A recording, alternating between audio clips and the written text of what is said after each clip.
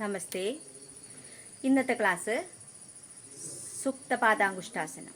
സുപ്തപാദാങ്കുഷ്ഠാസനം ചെയ്യുന്നത് കൊണ്ടുള്ള ഗുണം നമ്മുടെ അടിവയറിൽ അടിഞ്ഞുകൂടിയ ഫാറ്റിനെ വളരെയധികം നീക്കം ചെയ്യുകയും തുടയുടെ വണ്ണം കുറയ്ക്കുകയും തുടയ്ക്ക് നല്ല ബലവും ശക്തിയും ഉണ്ടാവുകയും ചെയ്യുന്നു.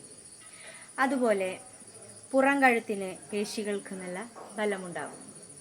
മാത്രമല്ല കൈകാലുകളുടെ കടച്ചിൽ മാറുകയും സന്ധി വേദനകൾ മാറ്റിക്കിട്ടുകയും ചെയ്യുന്നു.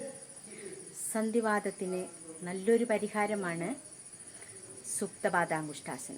സുപ്തപാദാങ്കുഷ്ഠാസന നമുക്ക് എങ്ങനെ ചെയ്യാമെന്ന് നോക്കാം. യെസ്, സുപ്തപാദാങ്കുഷ്ഠാസനം റെഡി. കാലുകൾ അടുപ്പിച്ച് നീട്ടിവെക്കാം.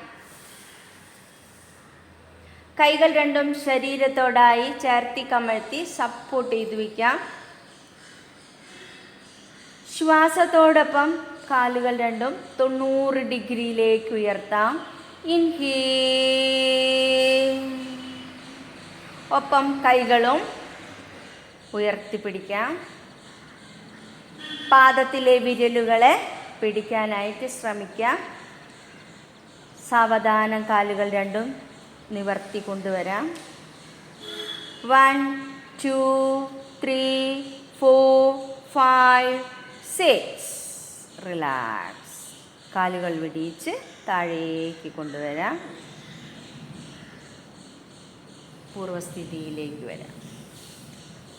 Relax relax.